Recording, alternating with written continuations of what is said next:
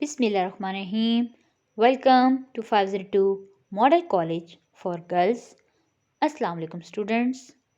I hope all of you are fine. For the students of class 6, our subject is computer. In the previous lecture, we already started our new chapter, that is chapter number 6. Students, previous lecture में हमने discuss किया था कि what is Microsoft Word processor.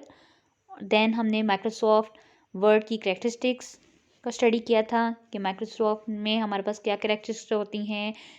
सबसे पहले हम बात करते हैं कि सबसे पहले हम टाइप करते हैं और फिर वो हम टाइप करने के बाद जो हम अपना डॉक्यूमेंट टाइप करते हैं माइक्रोसॉफ्ट वर्ड में, उसको टाइप करने के बाद उसमें हम एडिटिंग कर सकते हैं, फॉर्मेटिंग कर सकते हैं। देन स्टूडेंट्स हम उस डॉक्यूमेंट को सेव करते हैं और उस डॉक्यूमेंट को हम प्रिंट कर सकते हैं। तो माइक्रोसॉफ्ट वर्ड में हमें बहुत सारी जो है हमारे पास टूल्स होते हैं जिनको यूज़ करके हम अपना माइक्रोसॉफ्ट वर्ड डॉक्यूमेंट और बेहतर बना सकते हैं। तो स्टार्ट करते हैं माइक्रोसॉफ्ट वर्ड कि कैसे how to start Microsoft Word. Starting Microsoft Word, click start, click programs, click Microsoft Office, click Microsoft word.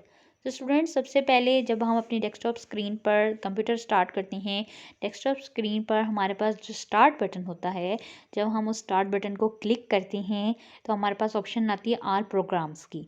Then उस आल प्रोग्राम्स को जब हम क्लिक करते हैं हमारे पास ऑप्शन होती है click Microsoft Office. And then Microsoft Office में हमारे पास माइक्रोसॉफ्ट ऑफिस असल में माइक्रोसॉफ्ट कंपनी हमें एक माइक्रोसॉफ्ट ऑफिस के पैकेज प्रोवाइड करती है जिसमें बहुत सारे सॉफ्टवेयर्स मौजूद होते हैं माइक्रोसॉफ्ट के कंपनी के। तो उसमें से हमने सेलेक्ट करना है स्टूडेंट माइक्रोसॉफ्ट वर्ड।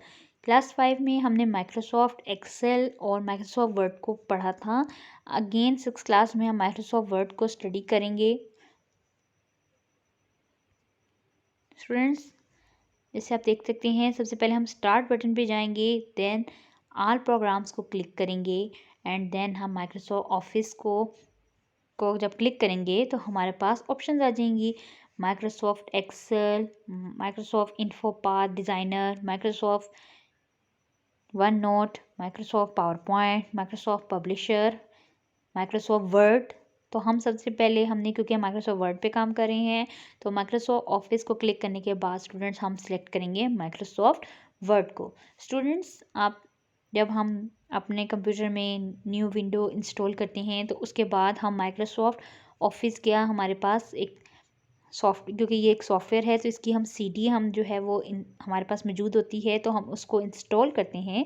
देन हमारे कंप्यूटर में जो है माइक्रोसॉफ्ट ऑफिस की जो सॉफ्टवेयर्स हैं हम यूज़ कर सकते हैं। ठीक है, तो हमने माइक्रोसॉफ्ट ऑफिस का सॉफ्टवेयर को पहले जो है इंस्टॉल करना है, डाउनलोड करना है। देन हम Microsoft word, power point, spreadsheet और डिफरेंट हम सॉफ्टवेयर्स माइक्रोसॉफ्ट के सॉफ्टवेयर्स को यूज़ कर सकते हैं अपने कंप्यूटर्स में। स्टूडेंट्स जब आप लोग माइक्रोसॉफ्ट वर्ड को क्लिक करेंगे तो इस तरह हमारे पास एक ब्लैंक डॉक्यूमेंट ओपन हो जाएगा। तो ये हमारे पास लिखा हुआ है डॉक्यूमेंट 1। ये डॉक्यूमेंट 1 मीन्स कि जब भी हम आप माइक्रोसॉफ्ट वर्ड ओपन करेंगे एक ब्लैंक डॉक्यूमेंट ओपन होगा तो वो डॉक्यूमेंट 1 जो है वो ऑटोमेटिकली इसका डिफ़ॉल्ट नेम खुद से उस डॉक्यूमेंट का रख देगा कंप्यूटर हमारा। लेकिन हम इस डॉक्यूमेंट 1 को नाम चेंज करके my first document, my class 6 document भी बना सकते हैं। ठीक है, हम अपना नाम कोई भी नेम सेलेक्ट कर सकते हैं। हमने सिंपली ये जो आप देखते हैं सेव का एक आइकन बना हुआ है, सेव आइकन को जब हम क्लिक करेंगे देन कंप्यूटर हमसे ऑप्शन पूछेगा कि हमने अपने डॉक्यूमेंट को कहाँ सेव करना है और कौन सी लोकेशन पे सेव करना है और हमने अपने डॉक्यूमेंट का क्या नेम रखना है। तो नेक्स्ट जो है हम फर्दर कैसे सेव करना है वो हम अपना टॉपिक डिस्कस करेंगे जब हमारा पास नेक्स्ट फर्दर हम इस चैप्टर को डिस्कस करेंगे तो हम ये भी देखेंगे कि कैसे हम अपने डॉक्यूमेंट को सेव करते हैं। तो स्टूडेंट्स उसके बाद हम देखते हैं हमारे पास जब हम माइक्रोसॉफ्ट वर्ड ओपन करते हैं तो आप देख सकते हैं ये एक वाइट कलर का ये हमारे पास पेज ओपन हो जाता है। ये हमारा डॉक्यूमेंट होता है जहाँ पे हमने अपने कोई भी लेटर, एप्लीकेशन, कोई भी बुक टाइप करनी होती है तो हम यहाँ पे माइक्रोसॉफ्ट वर्ड में टाइप कर सकते हैं। स्टूडेंट्स, ये हमारे पास फाइल टैब, देन हमारे पास home tab, insert tab, design tab, layout tab, references, mailing, review, view, ये हमारे पास डिफरेंट टैब्स हैं और डिफरेंट फंक्शंस परफॉर्म करने के लिए हम इन टैब्स को यूज़ कर सकते हैं। इन डिफरेंट टैब्स के बाद जब भी हम किसी टैब को क्लिक करते हैं तो फर्दर उस टैब में हमारे पास डिफरेंट ग्रुप्स बने होते हैं। इन डिफरेंट ग्रुप्स को हम यूज़ कर सकते हैं। जब हम होम टैब को क्लिक करते हैं तो हमारे पास क्लिपबोर्ड ग्रुप होता है, फ़ॉन्ट ग्रुप होता है, पैराग्राफ ग्रुप होता है और स्टाइल्स ग्रुप होता है। स्टूडेंट्स, जैसे कि आप ये देखें कि ये हमारे पास होम टैब, इंसर्ट टैब जो हमने अभी डिस्कस किया है, तो ये हमारे पास कमांड टैब्स हैं, ठीक है। इसी तरह जब ये डॉक्यूमेंट 1 है तो जो डॉक्यूमेंट 1 है वो हमारे पास टाइटल बार है, ओके। इसी तरह ये हमारे पास यहाँ पे आप देख सकते हैं, यहाँ पे ये जो एक सर्कल बना हुआ है ये हमारे पास ऑफिस मेन्यू है, ठीक है। और ये हमारे पास जब होम टैब पर क्लिक करते हैं ये जो फ़ॉन्ट ग्रुप है, ठीक है, ये फ़ॉन्ट ग्रुप है, पैराग्राफ ग्रुप है, तो ये असल में कमांड ग्रुप है, ठीक है। जिस तरह ये हमारे पास टैब्स हैं और इन टैब्स, हर टैब में हमें डिफरेंट ग्रुप्स मिलते हैं, तो ये टैब्स में हमारे पास डिफरेंट ग्रुप्स मौजूद होते हैं। ये स्टूडेंट्स हमारे पास स्क्रॉल बार है जिससे हम स्क्रॉल बार को यूज़ करके, अगर हमारे पास 50 पेजेस का डॉक्यूमेंट है तो हम स्क्रॉल बार को यूज़ करके जो है हम एक पेज से दूसरे पेज, दूसरे पेज से तीसरे पेज पर जा सकते हैं। इसी तरह ये हमारे पास रूलर्स होते हैं, ठीक है। आप रूलर्स होते हैं, ये हमारे पास इन रूलर्स को वर्टिकली या हॉरिजॉन्टली रूलर्स हैं जिन रूलर्स को यूज़ करके हम जो डॉक्यूमेंट में जो टेक्स्ट टाइप कर रहे होते हैं उसको कहाँ से स्टार्ट करना है, ठीक है, और कहाँ पे हमने इस डॉक्यूमेंट को इस पेज में स्टॉप करना है, उसके लिए हम इस रूलर्स को यूज़ करते हैं। देन जब डॉक्यूमेंट लिख लेते हैं तो डॉक्यूमेंट व्यू करने के लिए हमारे पास कुछ टूल्स मौजूद हैं। इसी तरह अपने ये जो डॉक्यूमेंट का ये जो पेज है इसको हम, अभी ये 90 पे है, इसको और जूम करने के लिए भी हम जो है इस पेज को और साइज़ बड़ा करने के लिए हम इस जूम को क्लिक करके यहाँ से हम ज़्यादा और कम इस पेज का साइज़ कर सकते हैं, ठीक है। पेज का साइज़ मीन्स कि अगर हम चाह रहे हैं कि थोड़ा सा ये पेज और बड़ा हमें नज़र आए, टाइपिंग करने में हमें आसानी हो, तो उसके लिए हम ये जूम को क्लिक कर सकते हैं, ठीक है। ओके स्टूडेंट्स, और साथ में हमारे पास पेज 1 ऑफ 1, ठीक है, ये हमारे पास स्टेटस बार है, इसको भी हम अभी स्टडी करते हैं। Standard tool bar, standard tool bar contains command buttons such as save, print, copy and paste। Students, Microsoft word में हमारे पास बहुत सारे टूल्स होते हैं जिनको यूज़ करके हम अपने माइक्रोसॉफ्ट में जो भी डॉक्यूमेंट लिखते हैं उसको हम बहुत ही एफिशिएंट वे में और डिफरेंट टूल्स के ज़रिए हम अपने डॉक्यूमेंट को बहुत बेहतर बनाते हैं।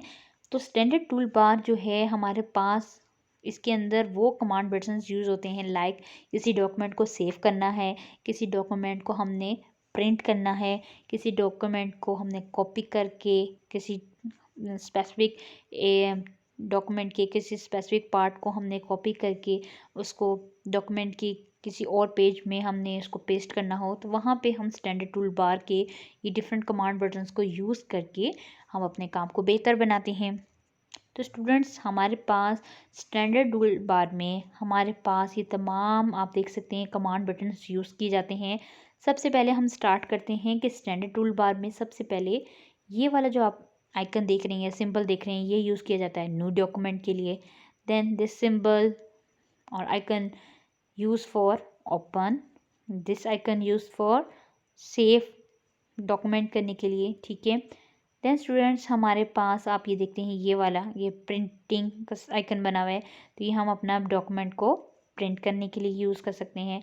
फिर हम जब डॉक्यूमेंट को टाइप कर लेते हैं तो वो कैसा डिस्प्ले होगा जब वो प्रिंट होगा, तो उसके लिए प्रिंट प्रीव्यू हमारा माइक्रोसॉफ्ट हमें वर्ड प्रोवाइड करता है कि हम अपने डॉक्यूमेंट को प्रिंट करने से पहले उसको हम अपनी कंप्यूटर स्क्रीन पे एक व्यू ले सकते हैं, प्रीव्यू ले सकते हैं कि ऐसा हमारा डॉक्यूमेंट जो है प्रिंट होकर डिस्प्ले होगा।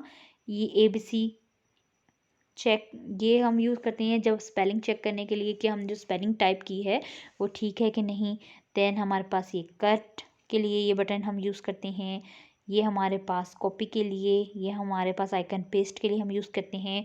देन ये हमारे पास फॉर्मेट प्रिंटर है, ये हमारे पास अंडू करने के लिए, कोई वर्ड अगर हमने गलत टाइप कर दिया तो हम उसको अंडू कर सकते हैं। ये रीडू, अगर आपने गलती से अंडू कर दिया है तो उसको दोबारा करने के लिए रीडू। ओके स्टूडेंट्स, ये इंसर्ट टेबल करने के लिए, यहाँ पे हम अपने टेक्स्ट को कॉलम्स में लिखने के लिए हम जो है इंसर्ट कॉलम्स को यूज़ कर सकते हैं कि हमारा डॉक्यूमेंट कॉलम्स में लिखा जाए, तो उसके लिए हम कॉलम्स भी सिलेक्ट कर सकते हैं। इसी तरह ड्राइंग टूल बार भी हमारे पास स्टैंडर्ड टूल बार में शामिल है। जूम करना, हेल्प, तो ये तमाम हमारे पास स्टैंडर्ड टूल बार में, ये हमारे पास डिफरेंट कमांड बटन्स यूज़ होते हैं। देन स्टूडेंट्स, हमारे पास नेक्स्ट है formatting tool bar. The formatting tool bar contains buttons like bold, underline, bullets and numberings. तो स्टूडेंट्स, ये जो फॉर्मेटिंग टूल बार है, ये हमारे पास, इसमें हमारे पास कौन कौन से बटन्स आ जाते हैं, like bold, underline, bullets and numbering, के किसी भी जो हमारे पास डॉक्यूमेंट हम लिख रहे हैं, जैसा हम क्वेश्चन आंसर्स लिख रहे हैं, अगर अपने डॉक्यूमेंट बना रहे हैं उसमें क्वेश्चन आंसर्स मेंशन कर रहे हैं चैप्टर 6 के, तो चैप्टर 6 में जब हम क्वेश्चन आंसर मेंशन कर रहे हैं तो आपको पता है कि क्वेश्चन जो है वो हम थोड़ा सा बोल्ड करके लिखते हैं कि प्रोमिनेंट हो, ठीक है। और इसी तरह हम जो अंडरलाइन किसी वर्ड को हाईलाइट करने के लिए हम उस वर्ड के नीचे अंडरलाइन भी यूज़ कर सकते हैं, एक लाइन लगा सकते हैं। बुलेट्स कोई हम पॉइंट्स में जब हम कोई डॉक्यूमेंट एक्सप्लेन कर रहे होते हैं तो हम उसके लिए बुलेट्स को यूज़ करते हैं। और साथ में बुलेट्स को यूज़ करने के साथ साथ अगर हम बुलेट्स नहीं यूज़ करना चाहते, कोई नंबरिंग देना चाहते हैं, जैसा हमने करेक्टरिस्टिक्स ऑफ वर्ड प्रोसेसिंग पढ़ा था, तो हमारे पास 5 करेक्टरिस्टिक्स थी, तो उनको हमने नंबरिंग दी थी 1 2 3 4 5। तो नंबरिंग देने के लिए हम नंबर्स को यूज़ करते हैं। तो स्टूडेंट्स, ये हमारे पास फॉर्मेटिंग टूल बार के कमांड पैटर्न्स हैं, जिसमें आप देख सकते हो यहाँ पे हम जो हम टेक्स्ट लिख रहे होते हैं उस टेक्स्ट का यहाँ पे हम स्टाइल सेलेक्ट करते हैं, फ़ॉन्ट स्टाइल सेलेक्ट करते हैं, टाइम न्यू रोमन सेलेक्ट हुआ हुआ है।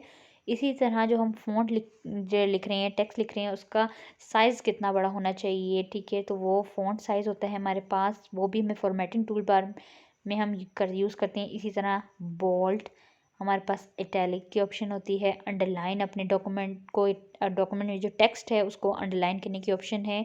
देन हमारे पास अलाइनमेंट वाली ऑप्शन भी हमें फॉर्मेटिंग टूल बार प्रोवाइड करता है कि हम अपना जो टेक्स्ट टाइप कर रहे हैं वो हम अपने पेज के राइट में लिखें, लेफ़्ट में लिखें, या जो हम डॉक्यूमेंट टाइप कर रहे हैं वो पेज के सेंटर में होना चाहिए या जस्टिफाई होना चाहिए, ना लेफ़्ट हो ना राइट हो।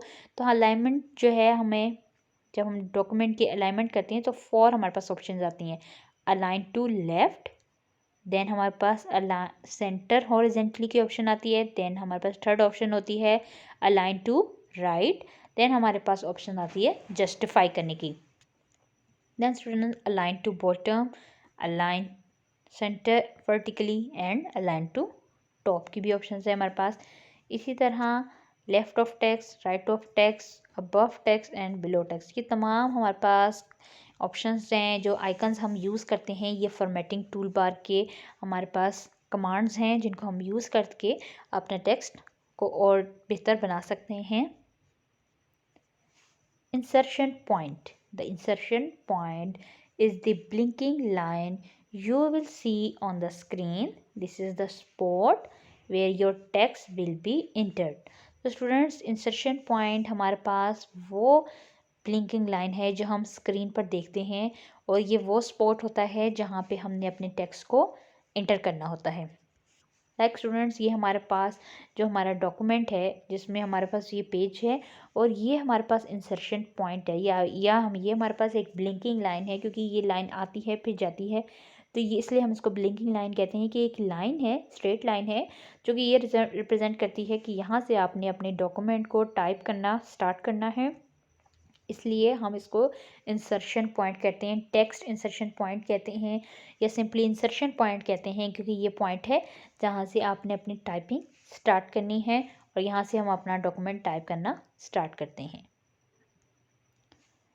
Status bar. The status bar provides information about the position of the screen on which the insertion point is positioned. तो स्टूडेंट स्टेटस बार हमें इंफॉर्मेशन प्रोवाइड करता है कि हमारा इंसर्शन पॉइंट स्क्रीन की कौन सी पोजीशन में जो है वो इंसर्शन पॉइंट है, तो उसके लिए हम स्टेटस बार को यूज़ करते हैं। लाइक स्टूडेंट्स हमारे पास ये स्टेटस बार है, ठीक है, ये आप देख सकते हैं। ये हमारे पास जिस तरह टाइटल बार है, ये हमारे पास मेन्यू बार है, स्टैंडर्ड टूल बार है हमारे पास, फॉर्मेटिंग टूल बार है, स्क्रॉल बार, ये वर्किंग एरिया है। तो यहाँ पे आप सबसे लास्ट में देखें तो हमारे पास स्टेटस बार होती है, ठीक है। सबसे पहले इस स्टेटस बार में हमारे पास पेज मेंशन किया गया है, ठीक है। अगर आपके पास 50 डॉक्यूमेंट है, 50 पेजेस का एक डॉक्यूमेंट है, तो उसमें आप ये देखो कि ये हमारे पास सबसे पहले अगर हम पहले पेज पे होंगे तो यहाँ पे पेज नंबर 1 लिखा जाएगा, ठीक है। देन हमारे पेज के भी सेक्शंस होते हैं, तो अगर हम फर्स्ट सेक्शन में हैं तो यहाँ पे मेंशन होगा सेक्शन 1, ठीक है। और इसी तरह अगर यहाँ पर हमारे पास 50 पेजेस का ये डॉक्यूमेंट है तो यहाँ पे मेंशन होगा 1/50, ठीक है। मीन्स कि 50 पेजेस में अभी हमने फर्स्ट पेज ओपन किया हुआ है और इंसर्शन पॉइंट स्टार्टिंग पॉइंट से लेके इंसर्शन कौन से पॉइंट पे इंसर्शन पॉइंट है, तो @1 यहाँ पे मेंशन होगा। क्योंकि @1 अभी इसलिए है क्योंकि यहाँ पे इंसर्शन पॉइंट अभी बिल्कुल स्टार्टिंग लाइन पे है, इसलिए यहाँ पे @1 मेंशन हुआ है, ठीक है। स्टूडेंट्स आपकी बुक में यहाँ पे इस तरह आप एक्सप्लेन किया है कि स्टेटस बार में हम सबसे पहले देखते हैं page 1। It shows the page number on which you are currently working. अगर आप अभी पहले पेज पे काम कर रहे हैं या पहले पेज पे कुछ टाइप कर रहे हैं, आपने पहला पेज ओपन किया हुआ है या सिंपली आप पहला पेज ओपन किया है, तो आपका स्टेटस बार में मेंशन हो जाएगा पेज 1। मीन्स कि आप अभी करंटली जो है वो पेज 1 में काम कर रहे हैं। पेज 1 में काम करने का मतलब ये है कि आप पेज 1 को रीड कर रहे हैं या पेज 1 में कुछ टाइप कर रहे हैं। तो इसलिए करंटली आप जिस पेज पे काम करेंगे तो स्टेटस पे मेंशन हो जाएगा जो पेज आपने ओपन किया होगा। Section 1 it shows the section of the document displayed. जो डॉक्यूमेंट डिस्प्ले हुआ है उसका सेक्शन पेज में उसका सेक्शन कौन सा है वो डिस्प्ले कर दिया जाएगा। इसी तरह यहाँ पे देखें 1 by 1 लिखा गया है, ठीक है। It shows the number of page you are on out of the total number of pages.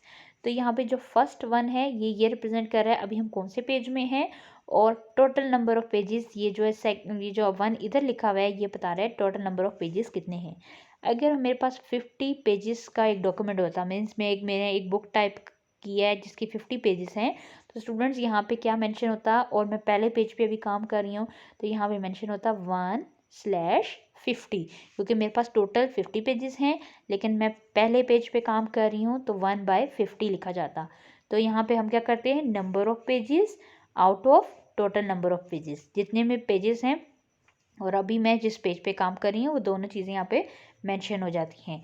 At 8.2 this shows the distance from the top of the page to insertion point। अब page के start से लेकर insertion point, अब मैं जिस point पे insertion point पे type करके 2-3 पैराग्राफ मैंने टाइप कर लिया है और इंसर्शन पॉइंट मेरा 2-3 पैराग्राफ्स के बाद है, तो स्टार्टिंग पेज से लेकर इंसर्शन पॉइंट तक डिस्टेंस कितना है वहाँ पे वो भी स्टेटस बार पे मेंशन हो जाता है। Students, for your homework activity, you have to write questions on your neat notebook. How to start Microsoft Word? Answer is click Start, click Programs, click Microsoft Office, click Microsoft Word. Then define standard toolbar. Answer is the standard toolbar contains command buttons such as save, print, copy and paste.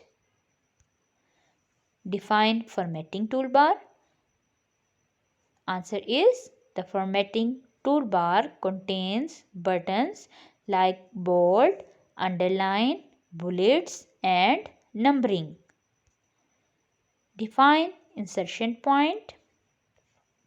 The insertion point is the blinking line you will see on the screen.